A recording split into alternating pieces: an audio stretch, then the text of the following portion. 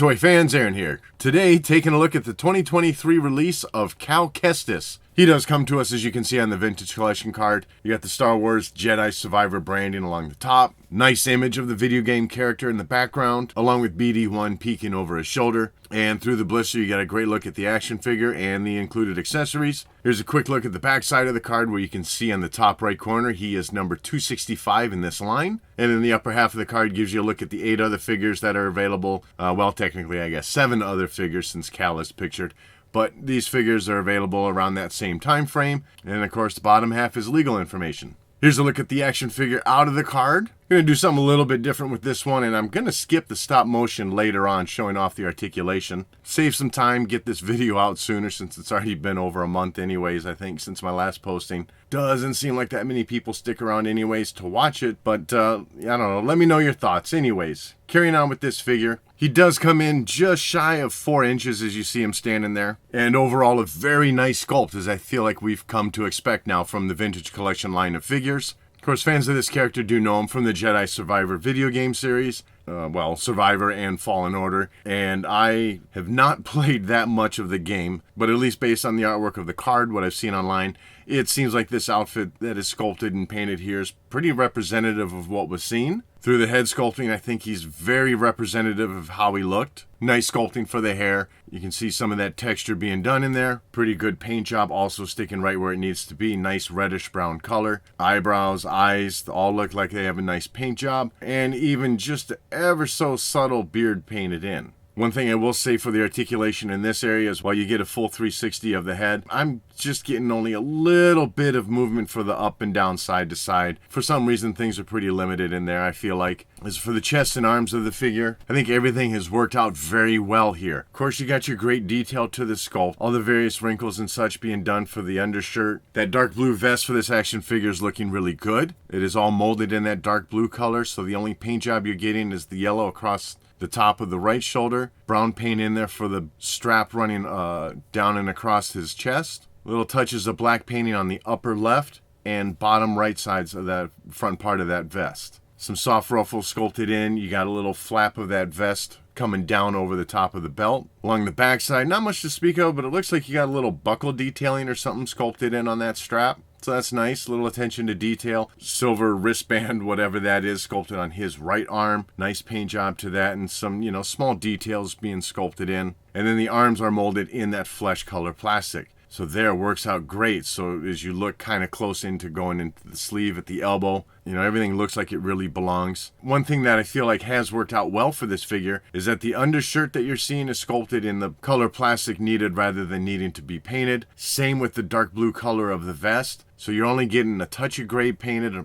up around the neck. Got the yellow painted on his right shoulder, and then that brown painted, and everything staying right where it needs to be. Very nice detail to it. Moving down the figure around the waist, you've got a belt sculpted in, and that is sculpted on the lower part of the action figure, so it still maintains the brown color that they're doing for the molded color of the plastic, I should say. And then a little silver belt buckle painted in, little gold things off on the left side of his hip. And then you got a holster belt just below that. Some light gray, dark gray colors. I'd say it's probably the light gray that's painted in. Decent detailing to the belt. On the right side of that holster strap, you have a little peg hole for the hilt-only version of the lightsaber to slot in. And left side of his thigh, coming off that holster belt, you have a functioning holster for the blaster that's included. Fits in there nicely. That bottom strap around his left thigh is not glued on to the leg, so it's got some movement in there. And then for the leg sculpting, things are looking pretty nice. I'd say fairly typical for any Star Wars action figure, it seems. They all seem to have pockets sculpted in on the tops of each thigh. It's the same thing here, left and right side. Various ruffles, fabric detailing and such. Good articulation in the knee. You can achieve, I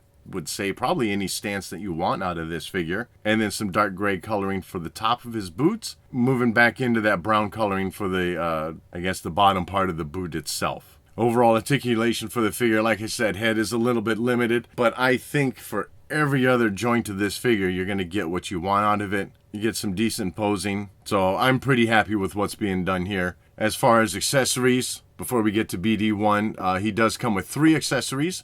You got his lightsaber with the blade and hilt being done as one piece, and sculpting the detail for the hilt itself seems pretty accurate to what the character should have. Some silver painting and looks like a little black, maybe a dark gray color around the handle of the hilt itself. Fits in his hand well, no problems with him holding it.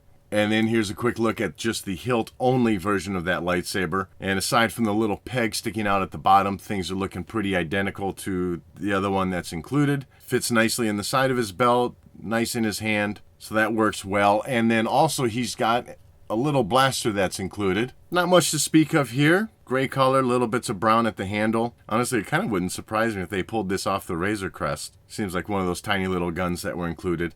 But him holding it in his left hand, which it seems that the figure is designed to do since he's got a little trigger finger extended, it sits in there really loose. Obviously no problem getting it in his hand, and if you balance it just right, he'll hold it. But if you sneeze, he's probably going to drop it.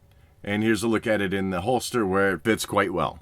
And finally, we got BD1 included with this action figure. Overall sculpt, I think, looks pretty good, all things considered. The thing stands at just 1 1/16 of an inch tall. I think overall the sculpt is pretty representative of how the droid looks. Paint application is relatively minimal, I guess. You got some silver on top of the head, bits of red on the side, the eyes or sensors, whatever. You got some painting there, black for his right eye and a touch of silver for his left. A little bit of black on the back side of the head. And that head does have a fair amount of articulation. You can wobble them side to side, front to back, and even spin it all the way around. The little antennas on the back side of the head do not move, in case you're wondering. At least on mine they don't. It's possible they're fused or something, but I'm not getting any movement from those. I'm okay with that. And then the body, basically the same thing continues. You got some bits of red highlight painting on the sides of the legs. Probably not the best placement of that red paint, but pretty darn close. And then you got some silver and a touch of red at the center of the body in front. The legs do split out, and that's the only articulation there. But overall, he stands quite well on his own. And, you know, I guess that's really all there is to say about it. It looks pretty cool.